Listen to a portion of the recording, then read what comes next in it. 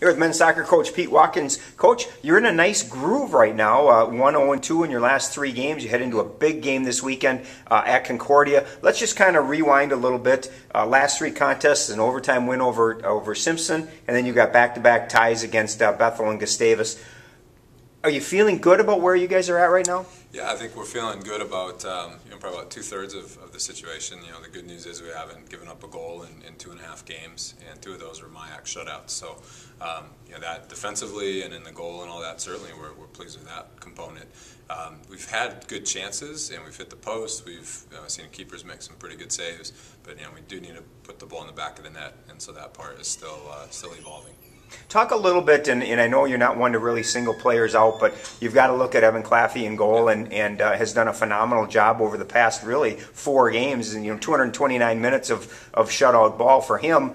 Granted, he's got people in front of him that are doing their jobs, but with Evan in goal, he's kind of giving you that that ability to win games. Absolutely, yeah. He's a neat story. He's a senior. He's one of those kids that's always been knocking on the door and really pushing other goalkeepers to play their best and improve. And this year we've got not just Evan, but Nate Levy and Alberto Santana, who are training great and really hungry to play. But Evans has put himself in a spot where our back line and him have a great understanding, and he makes a lot of saves that wouldn't show up in the stat sheet. He deals with a lot of balls out of his penalty area and anticipates plays probably the best of any of our goalkeepers right now, and so he's able to kind of snuff out danger before it really becomes an issue. And so that's been fun to watch. He's really evolved as a goalkeeper and as a student athlete, and we're proud of him and happy for him. Let's talk a little bit, we've talked the defense, let's flip it over to the offense. Do you feel at all any concern with the team pushing a little bit? Like you said, the last 2 games have been 0-0 ties, and you look at the Gustavus game and you had two balls that hit the pipe, and one of them with 10 seconds left in regulation. Yeah. Do you feel that frustration maybe building a little bit that the ball isn't going in the net? Not so much. I would be more concerned if there just weren't chances. If we weren't creating chances, then you do have a problem with your offense. If you're outshot 15-2 or something like that, then you're like, wow, we're not making chances. We're producing the chances, we're getting guys in the right parts of the field. It's just a matter now, that extra half second, that extra little bit of concentration, and frankly in our sport sometimes a little bit of luck, and all of a sudden now the floodgates open up. But we got some older players that have seen the most minutes of anybody. We need them to put stuff on goal, we need them to score goals.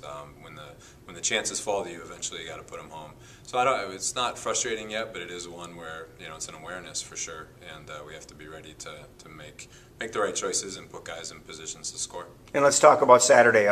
Like I said, a big game against Concordia. Not that any of them aren't big games, but talk a little bit about Saturday and the game against the Cobbers. Yeah, one of our probably most common sayings in practice is there's no easy day in the MIAC, and so guys sometimes look at records or how a team's doing in the past couple of weeks or whatever, and the reality is if you play in a MIAC soccer game, you know it's going to be a battle, and you have to bring it.